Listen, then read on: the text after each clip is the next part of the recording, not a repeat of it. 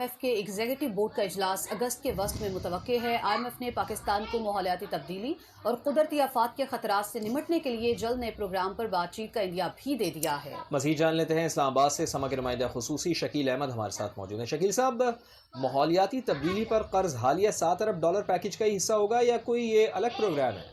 IMF के कर्ज programme की हतमी मंजूरी की राह में रुकावट नहीं बनेगी, क्योंकि पाकिस्तान, चीन, सऊदी अरब, मुत्तहिदा अरब अमारात और बाकी जो आलमी मालियाती इदारे हैं उनसे यकीन दहानियाँ पहले ही हासिल कर चुके हैं। दूसरी बड़ी डेवलपमेंट ये हुई है कि IMF ने पाकिस्तान को क्लाइमेट फाइनेंसिंग की मद में मजीद फंड्स देने का इंदिया भी जाहिर कर दिया है, लेकिन उसके लिए पाकिस्तान और IMF के दरमियान आने वाले महीनों में मुज़ाकरात होंगे।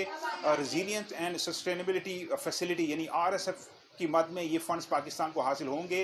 पाकिस्तान को कुदरती आफात का सामना है। मौसमियाती तब्दीलियों की वजह से पाकिस्तान की मईशत को रिसेंटली तकरीबन $35 अरब के नुकसान का सामना करना पड़ा।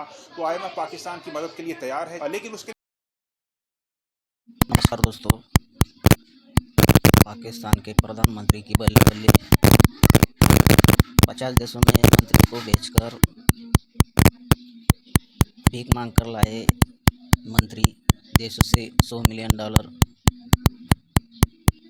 अब तो पैसे में खेलेगा पाकिस्तान। पाकिस्तान में पाकिस्तानी मीडिया खुशी की लहर, खुशी से पागल हो गए पाकिस्तानी मीडिया।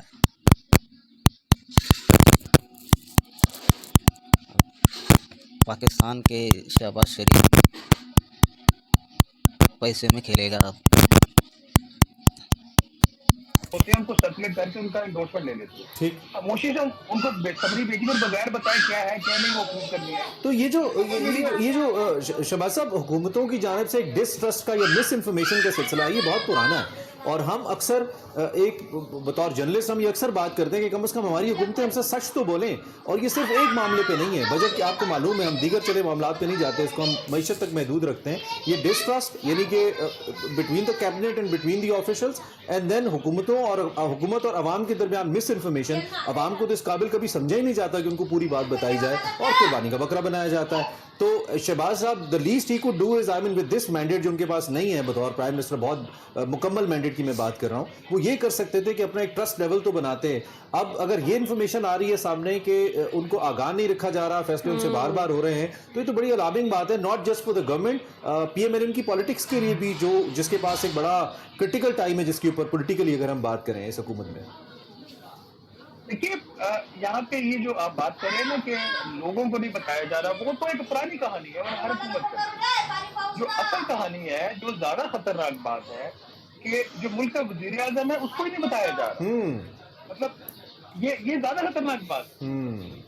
ऐसी अच्छा, दूसरा ये जो गवर्नमेंट IMF के ऊपर सारा मलबा डालने की कोशिश कर रही है, IMF तो बाकायदा तौर पे कहता है कि आप अपने खर्चे कम करें, और IMF बहुत सारी ऐसी सब्सिडीज है जो कि देने से मना करता है। आपने बहुत सारी एरियाज को सब्सिडाइज भी अपनी मर्जी से करने की कोशिश की है, अपने एक्सपेंसेस को भी कम करने की कोशिश, न सिर्फ कम करने की कोशिश नहीं की और आपने बढ़ा दिए हैं। तो क्या ये जवाब दुरुस्त है कि आप मुकम्मल मलबा IMF पे डालें कि उनका बजट है? ये तो लगता है हुकूमत की अपनी मंशा का बजट है जो सामने आया है। कुछ हम छाप सकते हैं, कुछ नहीं छाप सकते। कुछ ऐसे टैक्स प्रपोजल जो बजट में पास होगा, जो टैक्स लग गए, I can tell you with surety and certainty कि जब उसके ऊपर इतना शोर पड़ा कि इनको वापस लेना, और प्राइम मिनिस्टर ऑफिस से भी कहा गया कि इनको देखे, IMF से बात करके देख ले, तो एक दो ऐसे प्रपोजल थे जो हमारे हुक्मरान ने IMF से टेकअप ही नहीं किए। नंबर 1, अच्छा, ये प्राइम मिनिस्टर कुछ कह रहे हैं, IMF को ये कुछ बता रहे हैं, नहीं बता रहे, या अभी बात कर रहे हैं। जो दूसरी बात आप करें IMF की वजह से, ये बात गलत है कि हमने IMF की हर बात मानी।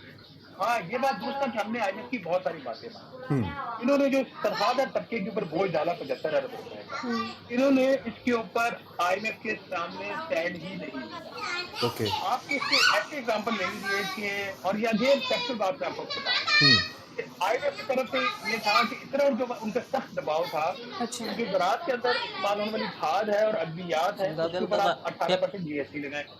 पाकिस्तान पीपल्स पार्टी ने कहा कि अगर ये टैक्स लगाया तो हमारी सपोर्ट।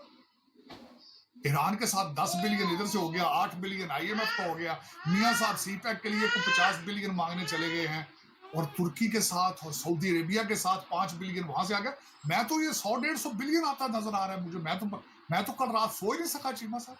मैं तो सोच रहा था कि अमेरिका छोड़ के सिटीजनशिप पाकिस्तान शिफ्ट हो जाओ। इतने डॉक्टरों की रेल पेल वहां पे, वो जो मुर्शिद कहा करते थे कि यहाँ पे गोरे आके लाइनों में लगेंगे जान ढूंढने के लिए, मुझे लगता है वक्त आ गया जब $100 बिलियन यकलख्त आएगा पाकिस्तान में, तो चीमा साहब ਤੁਹਾਡੇ ਦੇ ਹਾਸੇ ਨਿਕਲਦੇ ਕਹਿੰਦੇ ਡੁੱਬੀਆਂ ਰਕਮਾਂ ਨੂੰ ਤਰ ਗਈਆਂ ਤੁਹਾਡੀਆਂ। लेकिन चीमा साहब डॉक्टर साहब हमारे के अंदर अंदर इतनी कॉम्पिटेंट लीडरशिप है हमारी, तो फिर इतना बड़ी कुछ कॉम्पिटेंट। मैं हैरान हूँ, हफ्ते 10 दिन के अंदर अंदर आपने सऊदी अरेबिया, ईरान, उसके बाद यूएस से ये डुबियां रकमा जो तर गई हैं, लेकिन एक रिजल्ट जीरो है, रिजल्ट जीरो। कौम जिहाद के चक्कर में है और ऊपर को 5000 लोग जाने, मैंने जिसको आपको मिसाल दी है, वो सारी दुनिया। वीडियो अच्छी लगे तो सब्सक्राइब, शेयर और कमेंट कर दीजिए। धन्यवाद। आपका भाई विश्वनाथ रिएक्शन।